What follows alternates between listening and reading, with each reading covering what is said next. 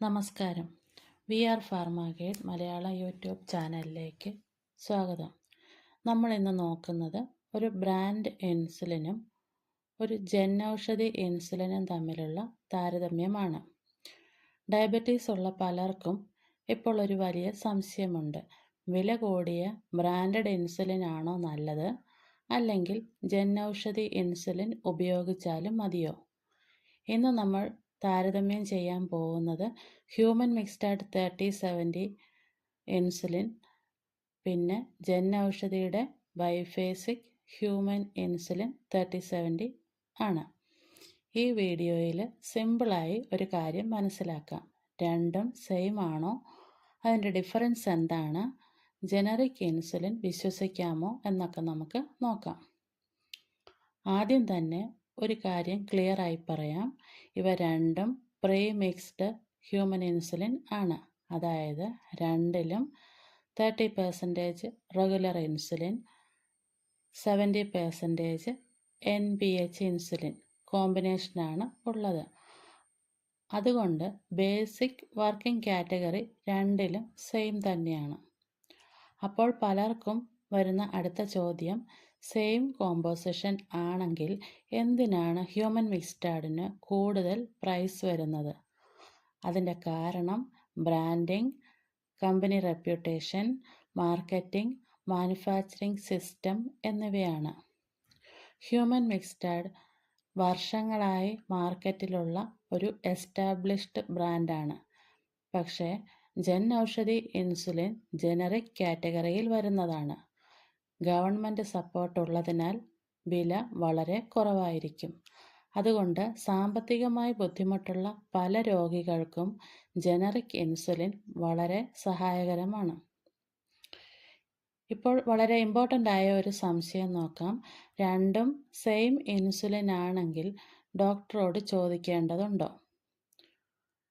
സത്യത്തിൽ ഈ ചോദ്യം ഒരു ലോജിക്കൽ ആണ്. കാരണം നമ്മൾ കോമ്പോസിഷൻ നോക്കുമ്പോൾ രണ്ടും സെയിം തന്നെയാണ്.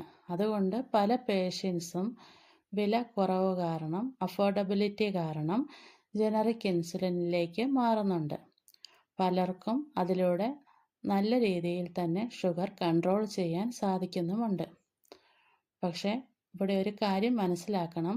ഇൻസുലിൻ ടാബ്ലറ്റ് പോലൊരു മെഡിസിൻ അല്ല, വളരെ സെൻസിറ്റീവായ മെഡിസിനാണ്.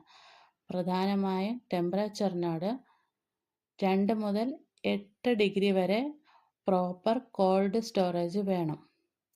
ചൂട് കൂടിയാൽ ഇൻസുലിൻ്റെ പൊട്ടൻസി കുറയാം, അതായത് ഗുണം കുറയും.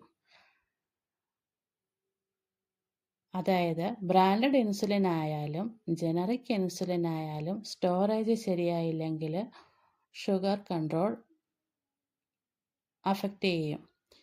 ഇനി ചില പേഷ്യൻസ് പറയുന്ന കാര്യങ്ങൾ നമുക്ക് നോക്കാം. മിക്സ്ഡിൽ നിന്നും ജനറിക് ഇൻസുലിനിലേക്ക് മാറിയപ്പോൾ ഷുഗർ ഫ്ലക്ച്വേറ്റ് ചെയ്തു. അതായത് ചിലപ്പോൾ ഷുഗർ ലെവൽ കൂടാം, അങ്ങനെയുള്ള കാര്യങ്ങൾ. പക്ഷേ അതിന് ജനറിക് ഇൻസുലിൻ മാത്രം കാരണമാകണമെന്നില്ല. ഒന്നെങ്കിൽ ഇഞ്ചക്ഷൻ ടൈമിംഗ് മാറുക, ഫുഡ് പാറ്റേൺ മാറുക, സ്റ്റോറേജ് ഇഷ്യൂ, ഡോസ് മാറിപ്പോവുക, stress, exercise changes, body response variation, ഇവയെല്ലാം ഷുഗർ കൺട്രോളിനെ ബാധിക്കും. അതുകൊണ്ട് ഇൻസുലിൻ ചേഞ്ച് ചെയ്യുന്ന സമയത്ത് ആദ്യ കുറച്ച് ദിവസങ്ങൾ ഷുഗർ മോണിറ്ററിംഗ് ശ്രദ്ധിക്കണം. പ്രത്യേകിച്ച് ഷുഗർ വളരെ കുറയുന്നുണ്ടോ അല്ലെങ്കിൽ കൺട്രോളായി പോകുന്നുണ്ടോ എന്നത് ശ്രദ്ധിക്കണം. കാരണം ഓരോ ബോഡിയുടെയും റെസ്പോൺസ് ചെറിയ രീതിയിൽ വ്യത്യാസപ്പെടാം. അപ്പോൾ മിക്സ്ഡ് 3070യും ജനൗഷധി ബൈഫേസിക് ഇൻസുലിൻ 3070യും same category pre mixed human insulin ആണ്. ജനറിക് ഇൻസുലിൻ വില കുറവായതിനാൽ പലർക്കും അഫോർഡബിൾ ഓപ്ഷനാണ്. പല പേഷ്യൻസിനും അത് നല്ല രീതിയിൽ വർക്ക് ചെയ്യുന്നുമുണ്ട്. പക്ഷേ ഇൻസുലിൻ പോലുള്ള സെൻസിറ്റീവ് ആയ മെഡിസിൻ പ്രോപ്പർ സ്റ്റോറേജ് ആയിരിക്കണം, കറക്റ്റ് ഇഞ്ചക്ഷൻ ടൈമിംഗ് ആയിരിക്കണം, റെഗുലർ ഷുഗർ മോണിറ്ററിംഗ് ചെയ്യണം. ഇവയെല്ലാം പ്രധാനമാണ്. ഒരു ഇൻസുലിൻ മറ്റൊന്നിനേക്കാൾ 100% ബെസ്റ്റ് എന്ന് പറയാൻ പറ്റില്ല. കാരണം ഡയബറ്റിക് ട്രീറ്റ്മെൻറ്റ് ഓരോ രോഗിയിലും ഇൻഡിവിജ്വൽ റെസ്പോൺസ് അടിസ്ഥാനമാക്കിയാണ് ചെയ്യുന്നത്. നിങ്ങളുടെ ഷുഗർ കൺട്രോൾ, അഫോർഡബിലിറ്റി, കൺവീനിയൻസ് ഇവയെ അടിസ്ഥാനമാക്കിയാണ് ഇൻസുലിൻ ചൂസ് ചെയ്യേണ്ടത്. നിങ്ങൾ ബ്രാൻഡഡ് ഇൻസുലിൻ ആണോ ഉപയോഗിക്കുന്നത്, അല്ലെങ്കിൽ ജനറിക് ഇൻസുലിൻ ആണോ ഉപയോഗിക്കുന്നത്? നിങ്ങളുടെ എക്സ്പീരിയൻസ് ഒന്ന് കമൻറ്റ് ചെയ്യുക.